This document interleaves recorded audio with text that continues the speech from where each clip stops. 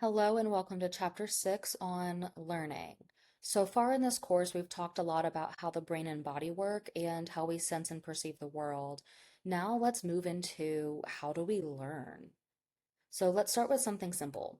Loggerhead sea turtles are born with the ability to crawl straight towards the ocean. Nobody teaches them, they don't need swim lessons, they just know what to do. Humans, on the other hand, have to learn. We aren't born knowing how to swim or how to ride a bike or how to drive a car. And that's the difference between what comes built in versus what we pick up from experience. So some behaviors are automatic. For example, babies are born with a sucking reflex. That's not taught, it's wired into their nervous systems. Reflexes are fast, simple, and usually involve only one part of the body, like blinking when something flies at your face. Instincts are a little bit more complex. Think about how birds migrate or how salmon swim upstream to spawn. These aren't learned behaviors either, but they involve a more coordinated movement and higher brain activity. So we'll put those in the category of unlearned behaviors. They help organisms survive, but they're not really what we mean when we talk about learning. So what is learning? When we use the word learning, we're talking about a relatively permanent change in behavior or knowledge that comes from experience. And that's important. It's not just a temporary mood or reaction. It means something has shifted in the way that you think or what you know or how you behave. And it comes from experience, not just from instincts or reflexes. For example, if you study for a test and later you can recall the material, that's learning.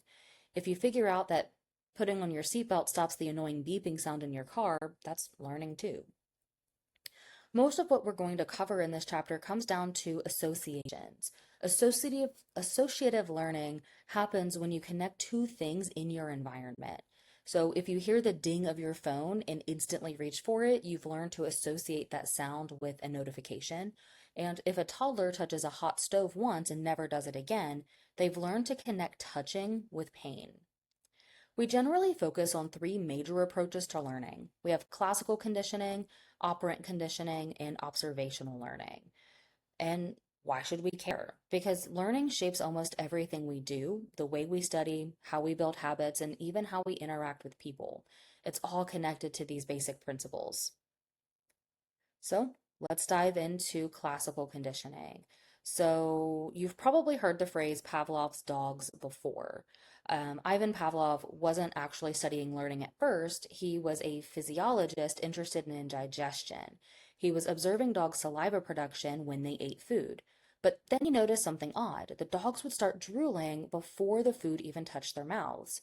They'd hear footsteps of the lab assistants bringing them food, and boom, salivation happened. Pavlov realized that dogs weren't just responding to the food itself, they were responding to signals that predicted the food. And that's what classical conditioning is. There are two types of responses when it comes to classical conditioning. We have the unconditioned response, which are the natural automatic responses. So food makes dogs salivate, that's not learned. And the conditioned responses, which are the learned responses. So if the dog starts salivating just from hearing a bell, that's because they've learned to connect the bell with food. So let's put this into simple terms. The unconditioned stimulus is something that naturally occurs or causes a response, like food. The unconditioned response is the natural reaction, such as salivating to food.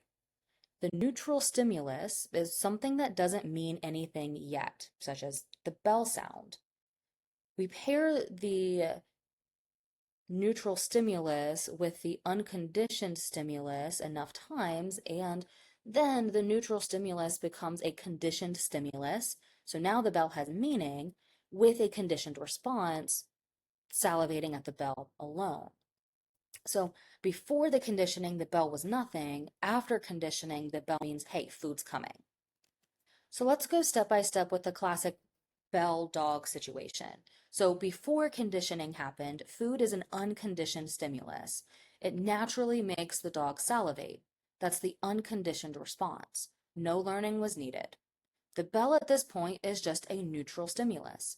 The dog hears the bell but doesn't really care about it. During conditioning, Pavlov paired the bell, the neutral stimulus, with the food over and over and over again.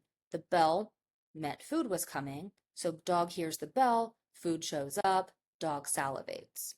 Now, after conditioning happened, the bell itself becomes the conditioned stimulus. Even if no food appears, the dog is still going to salivate. That salivation to the bell is the conditioned response. And now the bell takes on a new meaning because it's consistently paired with something important. So think about your phone, for example.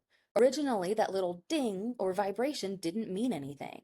But after being paired hundreds of times with things like texts, notifications, likes, emails, it becomes the conditioned stimulus.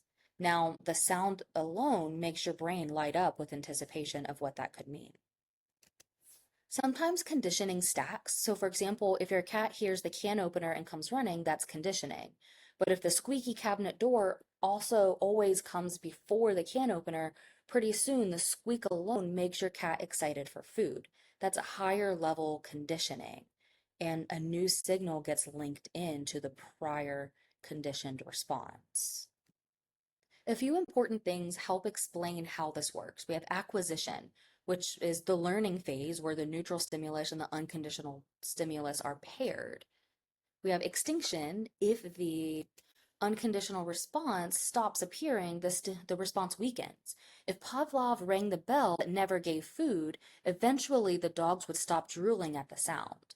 And then we also have spontaneous recovery, which is a really cool thing, which even after extinction happens, the conditioned response can reappear after a break.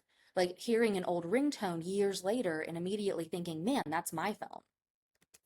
So let's talk about this graph here. It looks like a rising and falling curve. So here's what it's showing. We have the acquisition phase, which at first the conditioned response starts small. The dog doesn't drool much to the bell alone, but as the bell and food are paired more and more, the conditioned response rises quickly. That upward curve shows the dog's brain learning the association.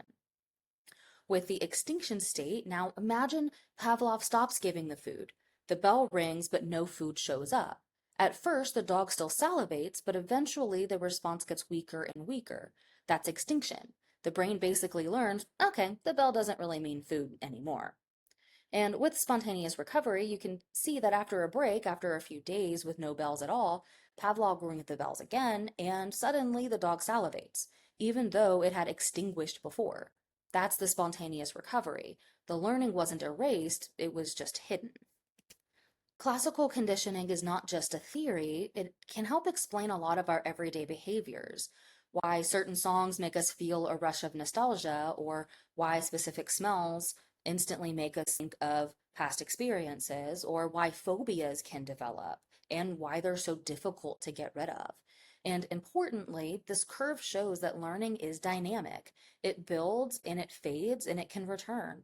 That's why practice, breaks, and reinforcement matter so much in your own studying.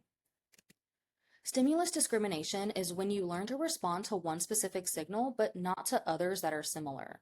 So in the dog example, we have a dog learns to salivate at the sound of one particular bell tone that signals food, but not to other bells or door chimes. For students, you might learn that the ringtone on your phone means you need to answer, but you don't reach for your phone when someone else's ringtone goes off in class. And in everyday life, you might see a toddler learning that their mom's voice saying it's time to eat means dinner is ready, but not every adult voice. Stimulus generalization is when the learned response spreads to similar signals. So we'll talk more about the little Albert experiment in just a moment. But in examples like little Albert, everyday examples are if you get food poisoning from from one sushi restaurant, you might feel queasy around all sushi places afterwards, even though others didn't make you sick. And if your dog is conditioned to get excited when it hears the garage door open because it means that you're home, it might also get excited when it hears any loud door-like noise.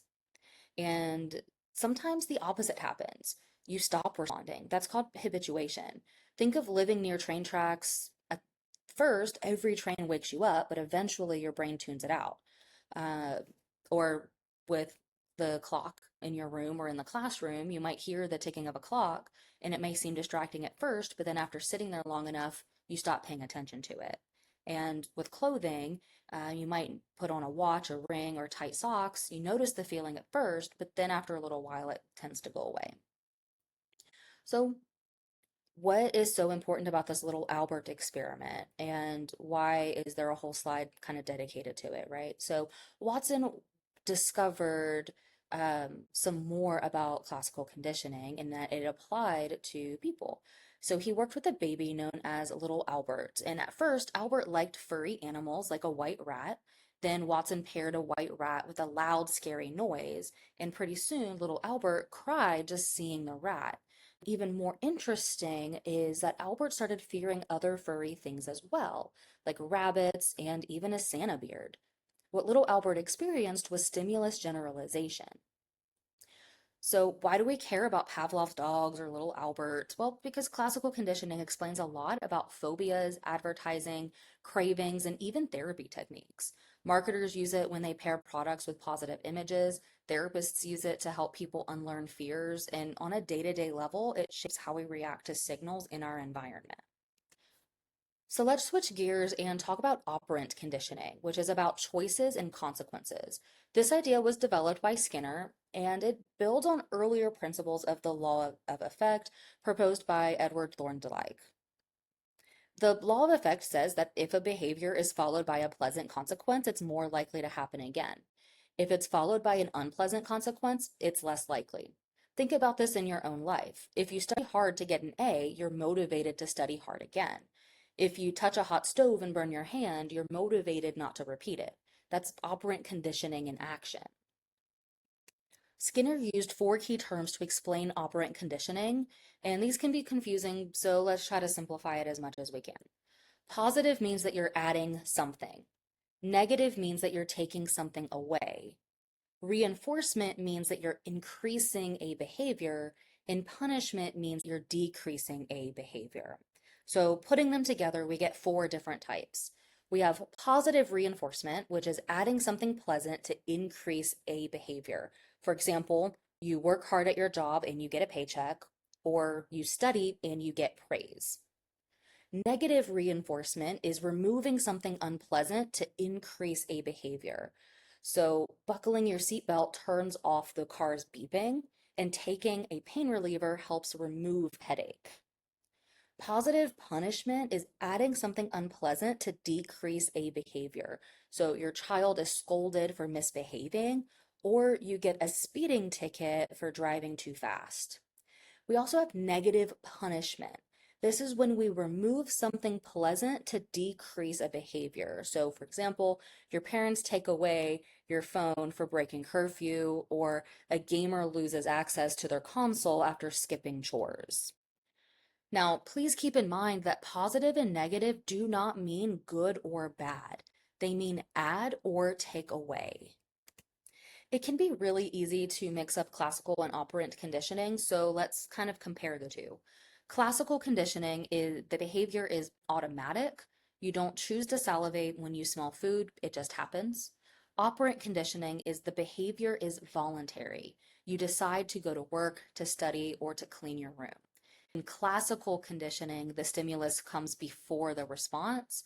In operant conditioning, the consequences come after the behavior and shapes whether you do it again. So Skinner designed the operant conditioning chamber, or the Skinner box. Inside the box was a lever or a button the animal could press. At first, pressing was random. But when pressing the lever led to food, the animal quickly learned the association prever less equals food gets reward. Skinner could also design the box so pressing the lever removed something unpleasant, like a mild shock. In that case, the rat learned that pressing the lever meant ending discomfort. This box lets Skinner know how behavior could be studied scientifically with precise control over stimuli and consequences.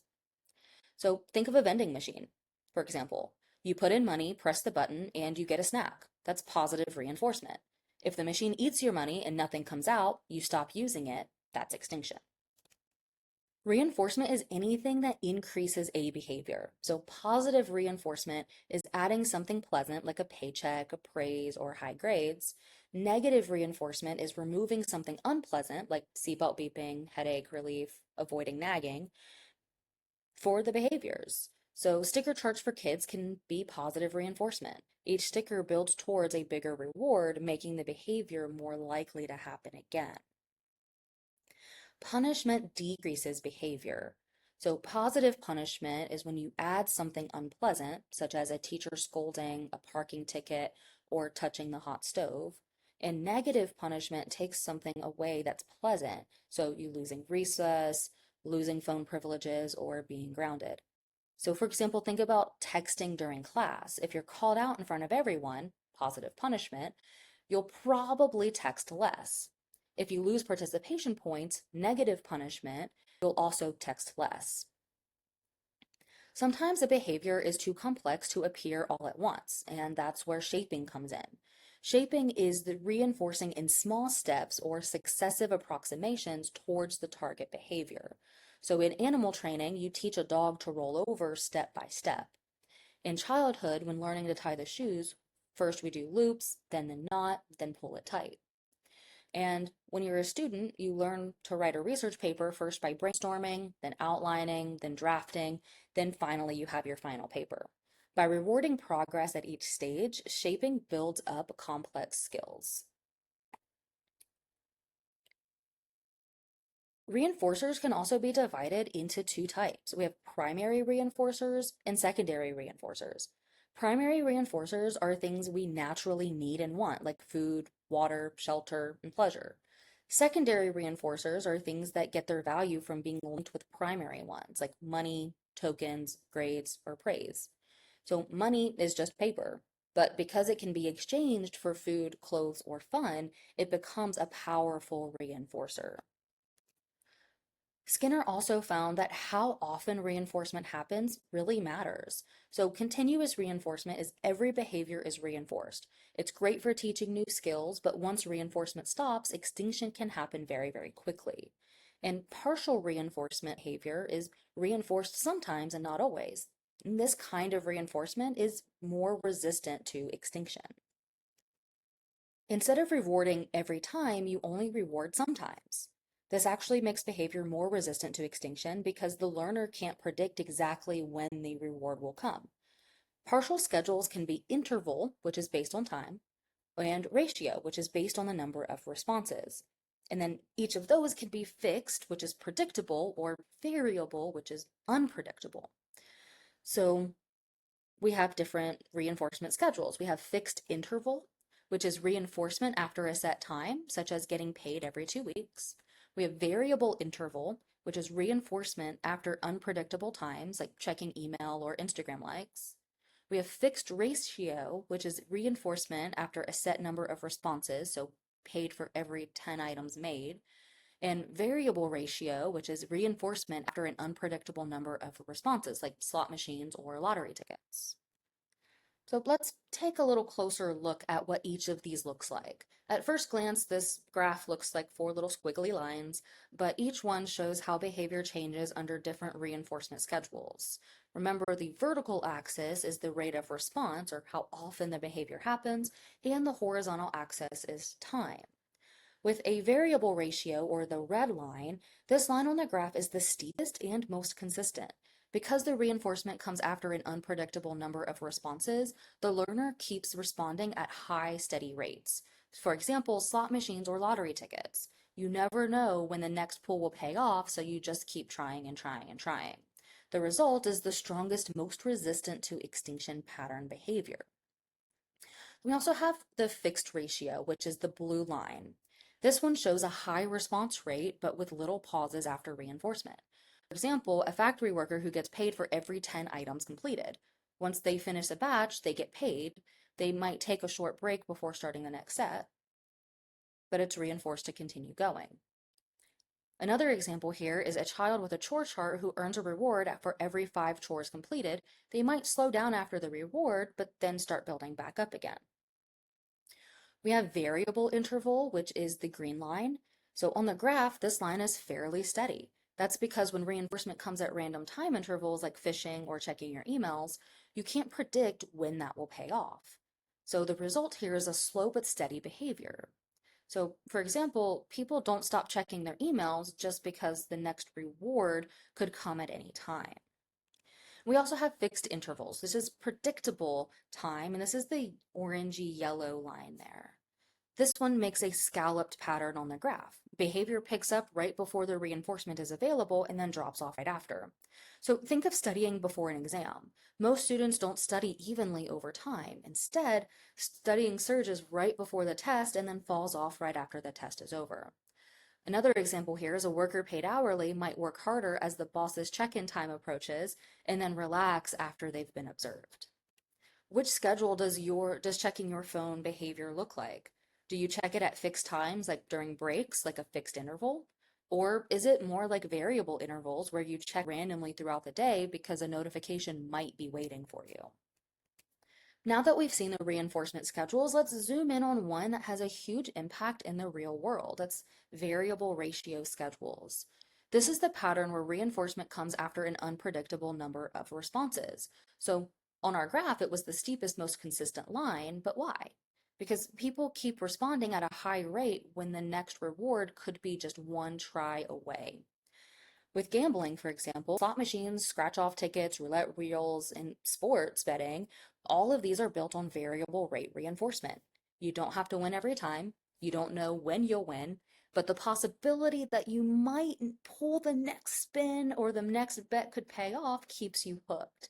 This is why casinos don't need to trick people. The psychology of reinforcement does the work for them. Research shows that gambling isn't just about money, it's about brain chemistry. When you gamble, your body releases norepinephrine, which is the hormone tied to arousal, thrill, and stress. Some studies suggest that pathological gamblers may have abnormally low baseline levels of norepinephrine. For them, gambling temporarily boosts it, making them feel normal or even excited. And then you add to this the unpredictability of variable ratio reinforcement, and you have a powerful recipe for compulsive behavior. It's easy to judge gamblers, but many of us experience the same psychology in smaller ways. With video games, you have loot boxes or random rewards or rare item drops that keep players grinding because maybe the next try will be the jackpot. And on social media, if you don't get likes or comments every time you post, but when you do, it's unpredictable, and that unpredictability keeps you checking. Both of these mimic gambling's reinforcement schedule. But is all learning just about reward and consequence? Not necessarily. Edward Tolman found that learning could still occur without reinforcement, introducing the idea that there is a cognitive aspect to learning. Tolman studied rats in mazes, and at first he let the rats explore the maze with no reward at all. No food, no reinforcements. The rats just wandered about. Then, after about 10 sessions, he placed food at the end of the maze, and to his surprise, the rats immediately ran the maze quickly and directly to the food. How did they do this if they weren't being reinforced before? Tolman argued that the rats had formed a cognitive map, basically a mental picture of the layout of the maze. So even though there was no reward, the rats had been learning all along. They didn't just show it until there was a reason to.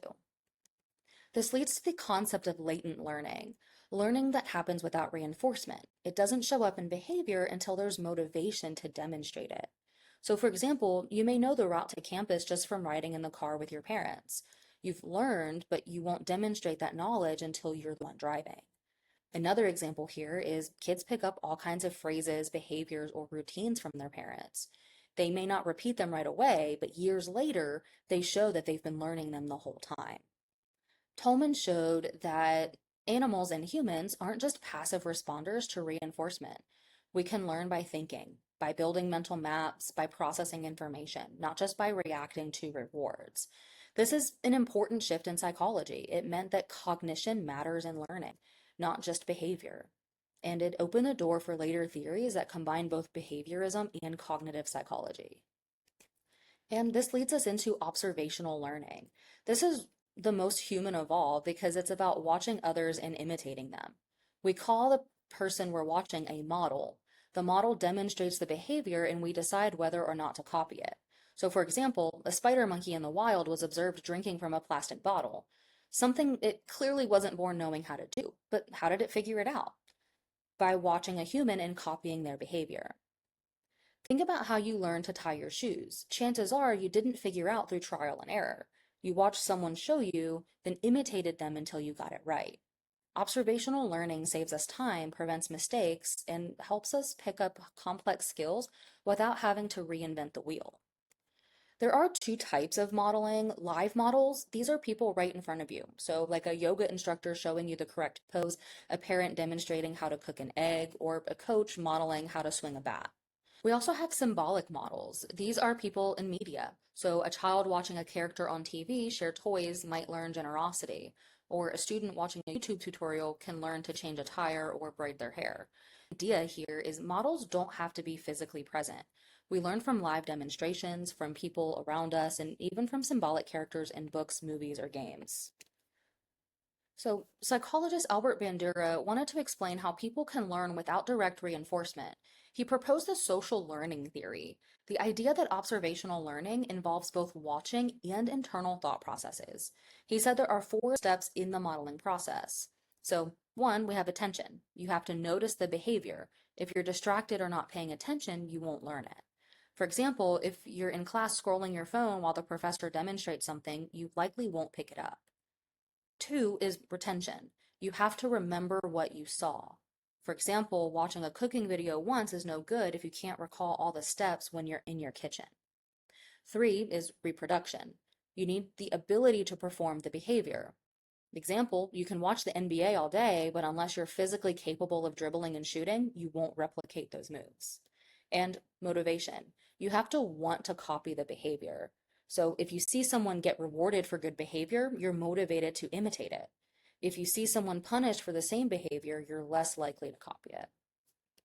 And then we also have vicarious reinforcement and vicarious punishment. Vicarious reinforcement is you watch a sibling do chores and earn allowance, you're more likely to copy that and do the chores too. Vicarious punishment is you watch a sibling get grounded for talking back and you're less likely to do the talking back like they did. Bandura tested these ideas in his famous Bobo doll experiment. Children were shown a film of adults acting aggressively towards a large inflatable Bobo doll, punching, kicking, and even hitting it with objects. And here's what happened. When the adult was rewarded or ignored after the aggression, children were more likely to imitate the aggressive behavior themselves. When the adult was punished for the aggression, children were less likely to copy it. Bandura concluded that children don't have to be directly rewarded or punished to learn. They can learn by watching what happens to others. So if kids see adults, older siblings, celebrities, or even fictional characters behaving in a certain way, they can pick up that behavior simply by watching it. Kids are honestly like little sponges. They just absorb everything that they see around them. So let's discuss one of the most debated questions in psychology. Does watching violent media or playing violent video games cause aggression? This question has been studied for decades and it goes right back to Bandura's research. His Bobo dolls experiment suggests that watching violent behavior on TV could increase aggression in children. And since then, researchers have kept asking the same question with new methods. So some psychologists argue that yes, there is a connection here. For example, research done by Craig Anderson and colleagues provides extensive evidence of a causal link between exposure to violent media and increases in aggressive thoughts and behaviors. According to their studies, the more hours children and teens spend watching violent content or playing violent video games, the more likely they are to show aggressive attitudes and behaviors. So, for example, a child who regularly plays games where problems are solved through violence may start to see aggression as a normal response in life. But not everybody agrees that it's that simple. Psychologist Christopher Ferguson and others argue that while violent media exposure may be related to aggression, it's not the whole story. Their studies also suggest that we need to look at other risk factors like mental health, depression, trauma, impulse control issues, or family environment like conflict at home or lack of supervision. In other words, media may play a role, but it may not be the cause of aggression itself. So what does this mean? On one hand, violent media can model aggression, just like Bandura showed decades ago. But on the other hand, aggression is complex and no single factor explains it fully. Family life, peer groups, and individual mental health all interact with media exposure. So the debate isn't settled, and research continues to study this same question. But here's what we know. Observational learning tells us that we are influenced by what we watch. Research suggests violent media can increase aggressive thoughts and behaviors, But other factors like family life and mental health also play a major role in whether someone becomes aggressive. So, to wrap this up for chapter 6, we've looked at the different ways that people learn. We've looked at classical conditioning, operant conditioning, cognitive aspects, and observational learning. Learning isn't a single process. It's a mix of associations, consequences, thought processes, and models around us. These principles show up everywhere from how we develop habits to how we respond to media to how we shape our behavior with others.